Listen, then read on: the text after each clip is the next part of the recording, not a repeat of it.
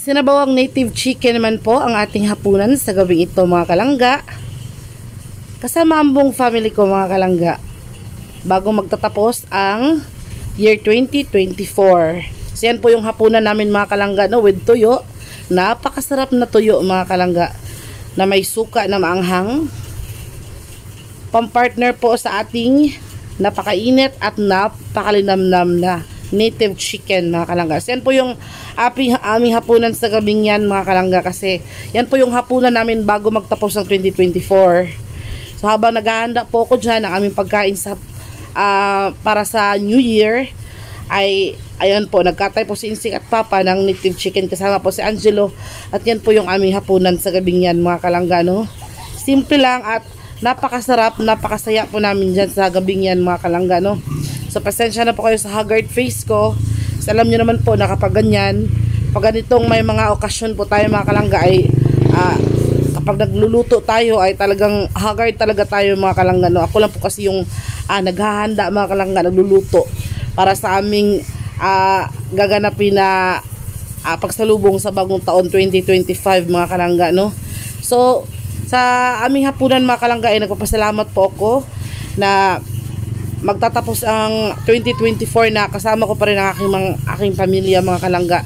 Napakasaya, masagana sa pagkain kahit papaano po, at kasama ko ang aking mama sa pagsalubong ng bagong taon mga kalangga. Yan po yung pinagpasalamat ko talaga, yung maganda yung kanyang kalusugan, yung pamilya ko, si Papa, si Insik, ang aking partner, aking mabait na partner, at yung pamangkin ko. Kahit hindi ko po kasama yung ibang mga kapatid ko at mga ibang relatives ko, ay talaga namang nagpapasalamat pa rin ako, dahil kahit malayo kami sa isa't isa ay talagang inaalagaan sila ng Panginoon mga kalangga, no? Kaya yan po yung blessings po mga kalangga. Hindi nagmamatter yan sa kung gaano kabongga ang handa mo, kung ano pang handa mo dyan sa lamesa. Ang importante ay meron kayo kahit papaano na napagsasaluhan kasama ang buong pamilya mga kalangga. Walang makakapantay dyan, kasi sa iba po ay talagang napakabongga naman talaga ng kanilang mga handa, no? Nakikita nyo naman po sa Sokmed na talagang may lechon sila, meron silang mga masasarap na mga putahe mga kalangga, pero kulang kasi hindi nila kasama yung family nila. So sad mga kalangga. Pero ako nagpapasalamat po ako na kahit sa taon na to hindi namin kasama si Daddy, at least kasama ko pa rin po ang aking mama, no?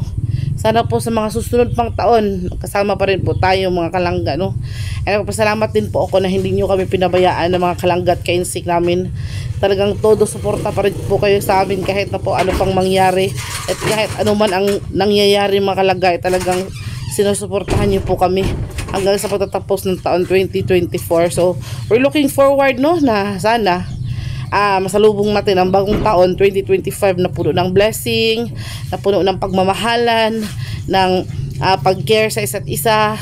Sana po i-adya niya tayo, ilayo niya tayo sa anumang kapahamakan, bigyan niya tayo ng mahaba pang buhay mga kalangga.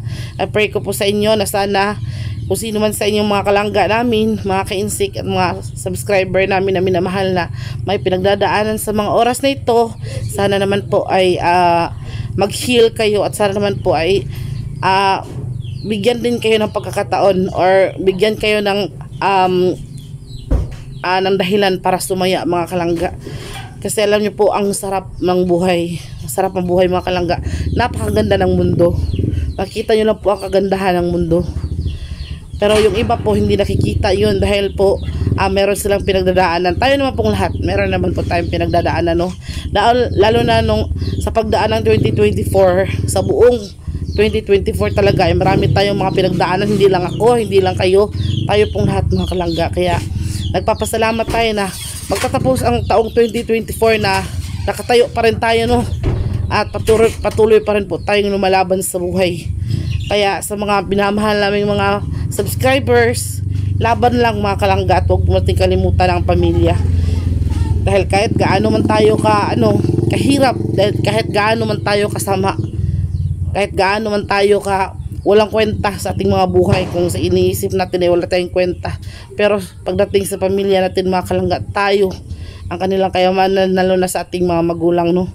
Kaya yung mga anak dyan na kinakalimutan ng kanilang mga magulang sa panahon na ito ay sa mga ganitong uri ng okasyon, doon natin i-reconcile or doon natin ibabalik ang pagmamahalan ng bawat isa sa pamilya natin mga kalangga, no. Kasi wala talagang ibang treasure sa buong mundo kundi ang pagmamahal natin sa ating mga magulang, sa ating mga kapatid, sa lahat ng ating mga pamilya, mga kaibigan, mga kalangga, no. Kaya yung hatred na nasa puso natin ngayon, kailangan na natin yang alisin ng paunti-unti, kasi nakakasama yan at lalong nakakalugmok yan sa buhay natin. Kaya kahit ano pa mga nakikita natin, lalo na dito sa social media, nakita naman po na hindi kaya-aya o hindi maganda sa inyong paningin, hindi siya maganda, hindi kaya-aya ang inyong nakikita, ay pabayaan nyo na lang po. Huwag nyo lang pong pansinin o bigyan pa ng kahulugan, kasi nakikita nyo pang mali pero sinasakyan nyo po, mas lalo po itong pumapangit mga kalangga, no. Kaya kung may nakikita man kayo na mali, hayaan nyo na lang po at ang panahon na lang po ang bahalang magpaintindi o magpakita sa kanilang kamalian mga kalangga, no. Kasi kapag sinasabi pa natin sa social media, mas lalo lang gugulo at mas lalo lang mga kalangga, mas lalo lang papangit ang sitwasyon. Kaya ganitong malaki ang impluwensya ng social media sa ating mga buhay mga kalangga. Gamitin natin ito bilang inspirasyon sa isa't isa, lalo na sa mga kabataan ngayon na humahawak na ng cellphone. Kasi sa totoo man o sa aaminin mo natin o hindi, sa mga panahon na ito ay wala ng kabataan na naglalaro sa mga kalye, ng mga larong kagaya noon. Mga kabataan natin ngayon ay walang ibang hawak, or isa sa kanilang mga importanteng bagay sa kanilang buhay ay cellphone mga kalangga. Hindi na sila nabubuhay nang walang cellphone. Every time na bumangon sila, tayo noon kapag bumabangon tayo sa umaga, wala tayo ibang hinahanap kundi walis. Kasi pinagwawalis tayo ng ating mga magulang, maglilinis tayo ng buong bahay bago tayo mag-proceed sa iba nating gawain. Pero yung mga kabataan ngayon mga kalangga, sa totoo man o hindi, or sa mga hindi nakaka-accept, talagang totoo ito, na every time na bumabangon sila sa kanilang higaan, every morning, wala talagang ibang hawak yan, wala talagang ibang hinahanap yung kanilang mga cellphone. Kahit tayo, no, kahit tayong mga adult na, ganun pa rin naman. Kasi lalo na kapag yung hanap buhay mo or yung trabaho mo ay nasa cellphone, kaya yun pa rin, no. So sad lang kasi yung iba ginagamit yung cellphone sa panluloko, ginagamit yung cellphone sa maling bagay mga kalangga, no. Kaya sana yung mga mali nating ginagawa sa 2024 ay iwan natin sa 2024 at proceed tayo sa 2025 na may kasamang ngiti, may kasamang pagmamahal, pag-aaruga at good vibes lang. At yan, i-sentro natin ang Panginoon sa lahat ng bagay mga kalangga, no. So baka sabihin nyo na, uy, nag-ano na silang nagba-Bible sharing, na hindi po. Yan po yung nasa loob ng aking puso mga kalangga, sa totoo man o hindi. Nagpasalamat ako kasi may ginagawang instrumento si Lord sa atin, no.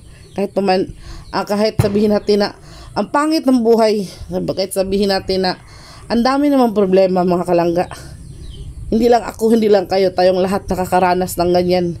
Yung bang mahirap na nga ang buhay, pinapahirap, ano, pero talagang minahal tayo ng Lord, mahal tayo ni Lord, kasi po talagang binibigay niya sa atin, or nagbibigay siya ng instrumento, or binibigyan niya tayo ng pag-asa mga kalangga, ng mga tao na willing tumulong sa atin kahit hindi natin kaano-ano, no. Kaya nagpapasalamat po ako bago magtapos ang taon. Salamat po ako sa lahat ng mga taong tumulong sa amin ni Insik at sa aming pamilya. Sila Tita Vivian Mariano, Ma'am Adelina Felicis Ibanez, Auntie Josephine, Ate Yumi, Ma'am Popoy. Ayan po mga ano ko na yan. Ayan po yung mga talagang tumutulong po sa amin, no, sa panahon na hindi namin inaakala. At sila Auntie Suzette Moore,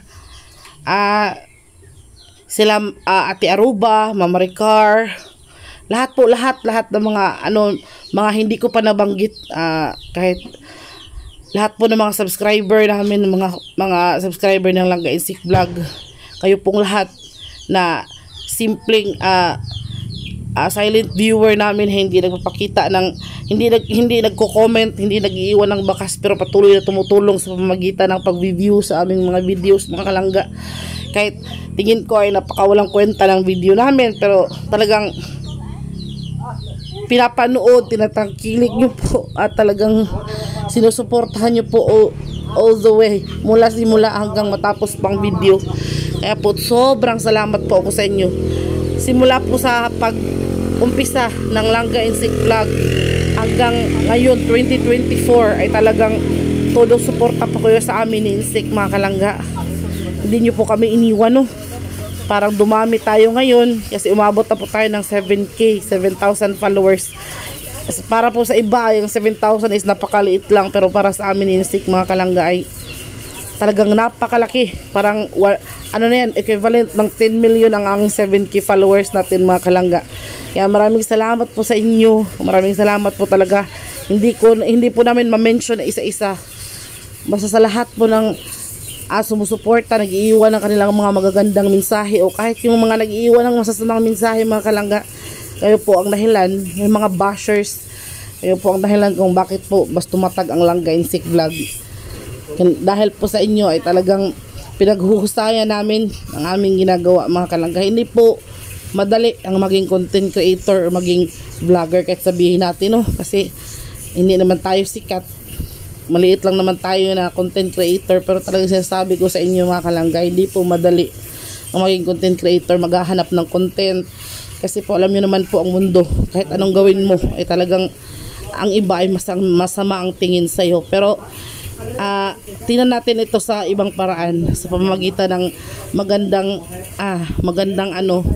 magandang side po. Hindi natin iisipin yung negative, talagang iniisipin natin yung positive, mga kalangga. Kaya sa pagtatapos ng 2024, ulitin ko po, maraming salamat sa inyong lahat. Kayo po ang naging lakas namin ni Insik na suungin po ang lahat ng mga pagsubok dito sa SOCMED.